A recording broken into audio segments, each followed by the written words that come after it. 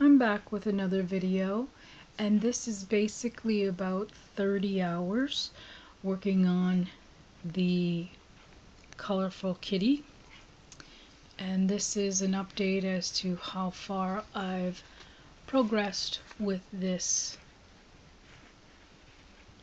painting, paint by number. As you can see, the head of the cat is pretty much filled. You can see some of these white spots here. I still have to fill them in, and there's not many up here around the eye. In here, this is actually all done. Over here, I do have to do that, and where you would see whiskers or whatever else fur this is in here. Then I just have to work on its the base of it. So I feel like I have it about halfway complete, and I can report that it was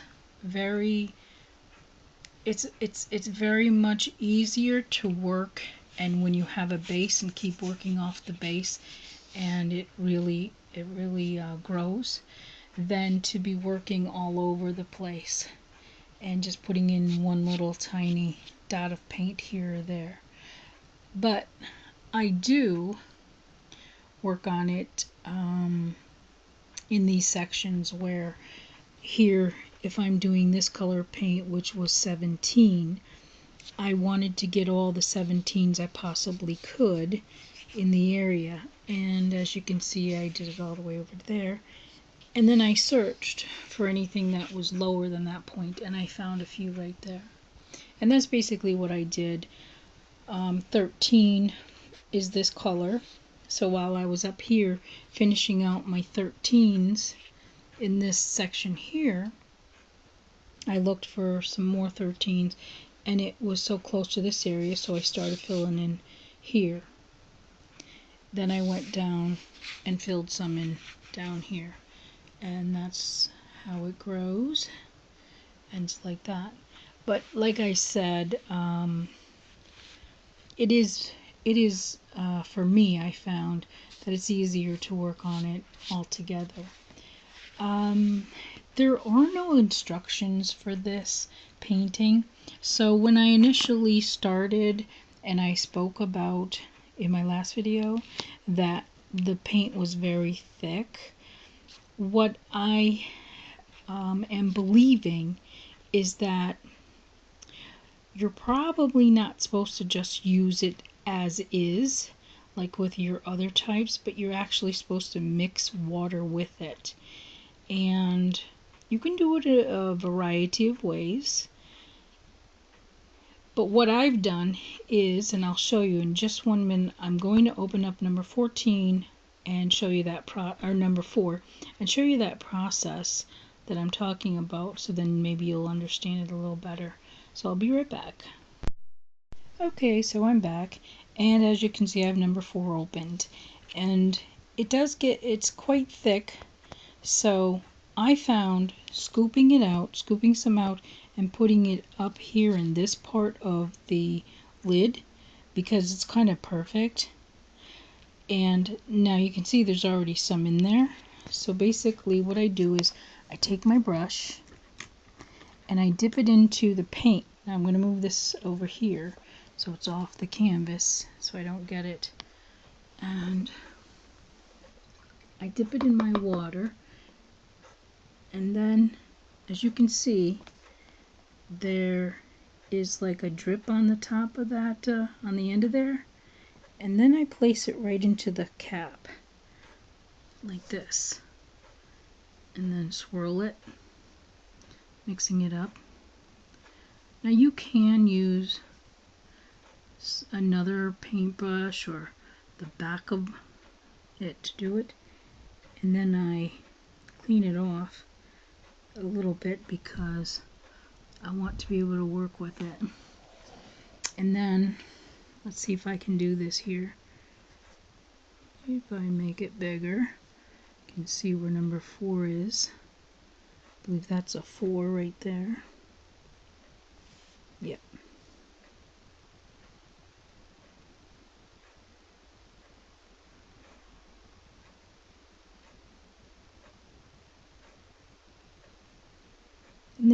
goes on so much better, easier, and spreads all the way into the edges of the work.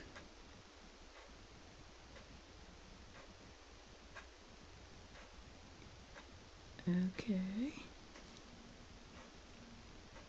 So, that's what I'm talking about doing. And you probably didn't even get to see any of that because I'm trying to hold the camera and work on it as well. But I had figured that out because the paint was just too thick to use, that it wasn't working properly. And then you just go back for more paint when you need it and put more in.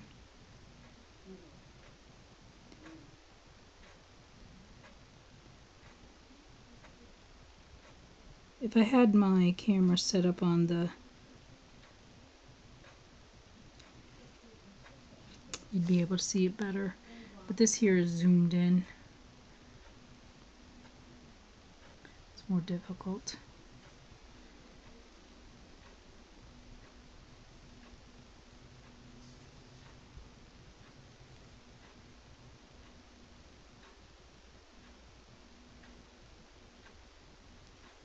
Very fine work to do, fine detail.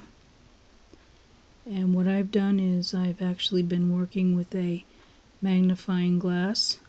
For this I'm not working with that because it's I've got the camera and it's a little bigger to be able to see without it. Let's see, where was I? Here. As you can see, you can really go a little faster and put it right in to where you need to put it. I basically, because the detail is so small, for these, I cover up the number last so I know where I'm going and what I'm doing. And I try to work at the furthest point out to be able to put it in, and otherwise you don't really know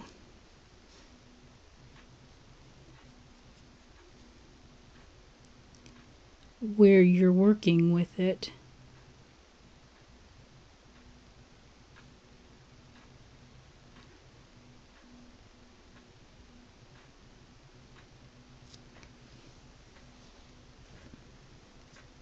Because this here has been quite difficult trying to do all this detail in, you know, such the small areas. But anyhow, I believe this is about 30 hours that I have so far.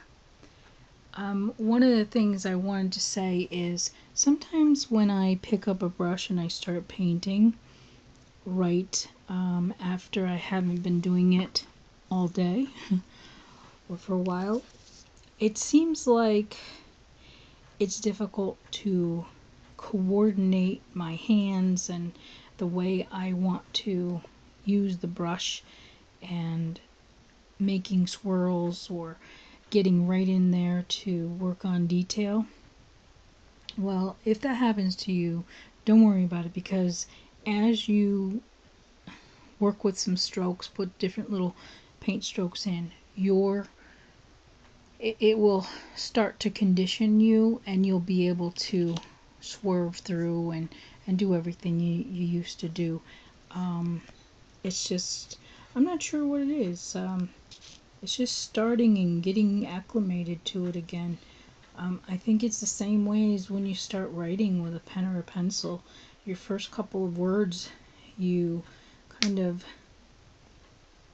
feel like, I don't want to do this, especially if you hadn't done it in a while, and then you start working on it. But I can say that the details of this are magnificent. I really did not figure it was going to look like this, and working on it now, I wish I had more time to work on it steady, but I have to work full time and then some. So it's really taking me a long time, longer than I would like it to take. And I can't wait now to work on my diamond painting to see what are the two going to look like side by side. But I have to say that these paint by number kits, I fell in love with them. I love how it looks when you're finished. You really feel like you've accomplished something wonderful, and you're going to love to hang it on the wall. I just know that's how it's going to look when it's finished, and I can't wait until I'm done so I can show it in full, and what it looks like. But it does look lovely. It's nice. You can see it does look nice. I pretty much have the head finished. It's the body I have to get finished with, and it'll probably take me, I'm thinking maybe 20 more hours to do. So I think this would be a total of 60, maybe 80 hours to work on it 100% to get the painting done. Okay, so in one of my videos that I'm going to be doing soon, it is going to be about, and look at the details. I know I'm changing the subject, but look at the details of the eyes. That's really cool. When you're looking at it, when it was just all this kind of stuff, you can't really see that. And then once I started, I couldn't wait to get those eyes finished, because even this eye, look at it. That's really nice. It's such, and it really captures the spirit of this particular kitty cat, and it makes it seem like it's alive. Now I was saying something. Yes, in another video, I'm going to work on, it's not actually a request, but it's a situation that someone was experiencing, and I thought maybe I could assist and show something, and that's on the diamond paintings. And she had a torn canvas, so I'm going to try to do something to see if it will work, to help her mend her canvas if she can. And also, she had some glue issues where the glue was, I'm assuming it was outside of the lines, and she didn't want it there, and she tried working on getting rid of that on the diamond painting, and something had occurred. So I will do a simulation of that if I can, and I don't have a torn canvas, but I will cut one and see if we can mend it and get something to work for that. Okay, so that's it for this particular video. I will catch you in the next one.